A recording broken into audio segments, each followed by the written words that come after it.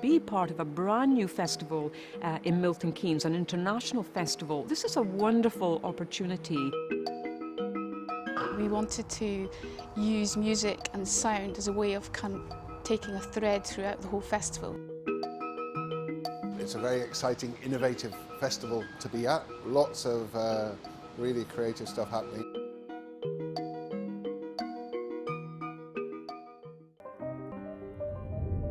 For 10 days in July 2010, Milton Keynes hosted its first international arts festival. Expanding an already healthy arts scene, this new festival celebrated a wide range of arts and culture throughout the town.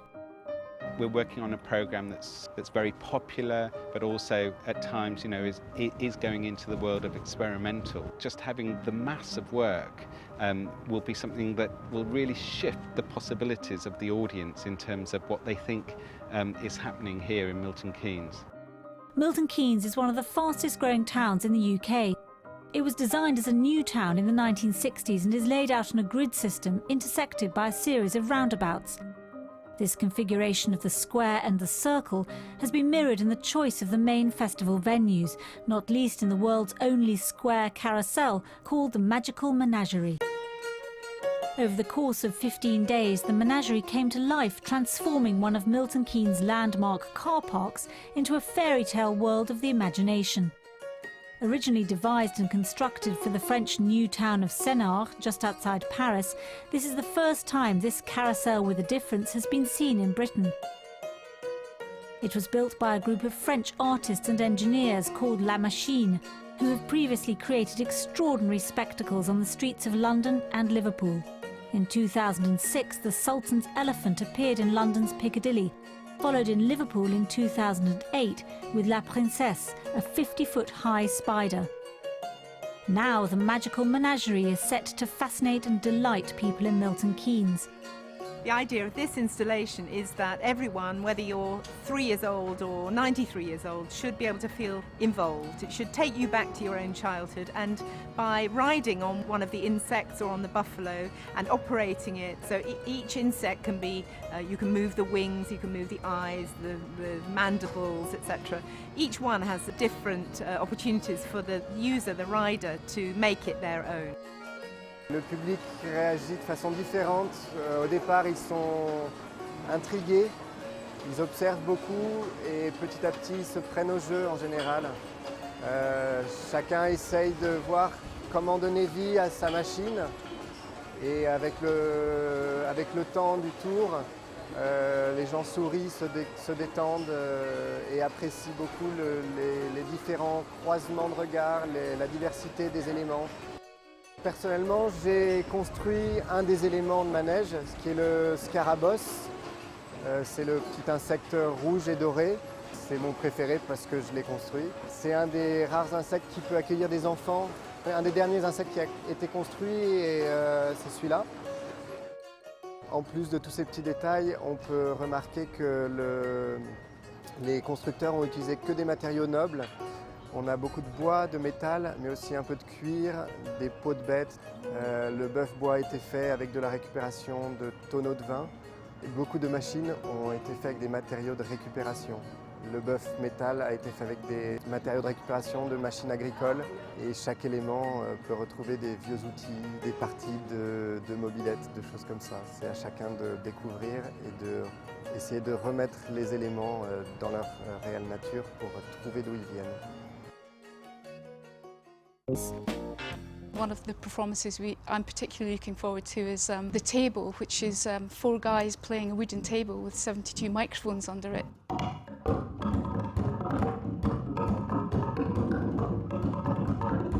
It works best in the round, and this will be great in this space to have all of those people sitting around whilst they play the table.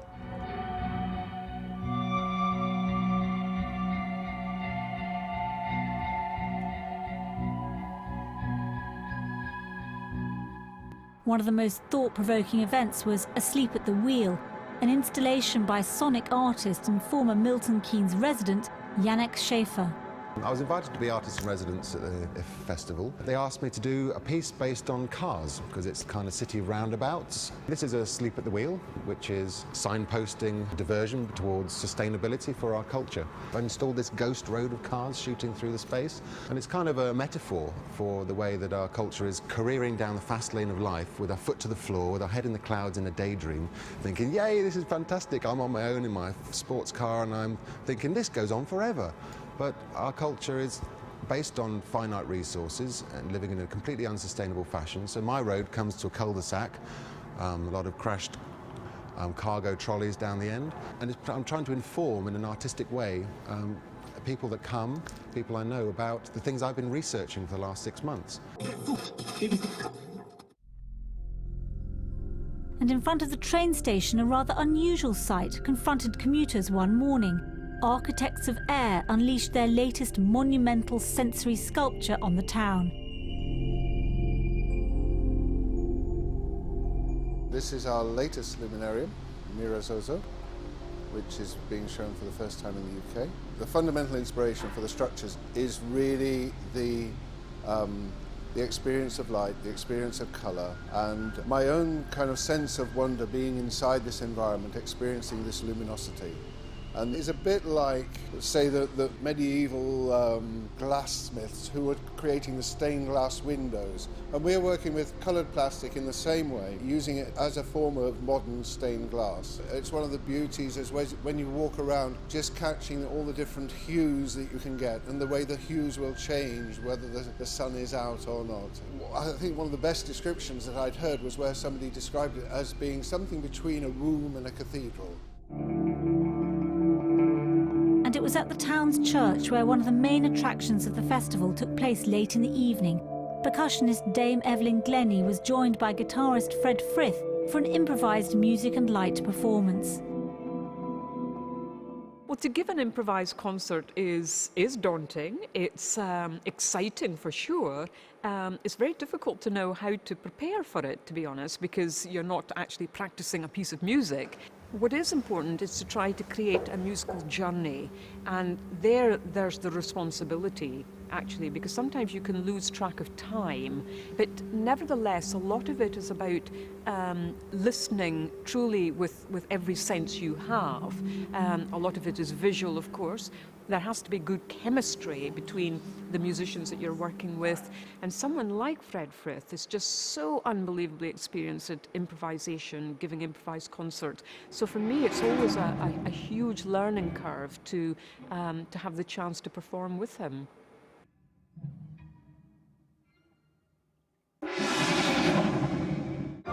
So this new arts festival in Milton Keynes got off to an electrifying start, and hopes are that it will return every 2 years in the future and invigorate the arts in the town. So the vision is very much about using the city as a stage and inviting some of the world's greatest artists to inspire the residents and to engage visitors in new ways that have never been done before, and to create those magical memories that will be lifelong memories.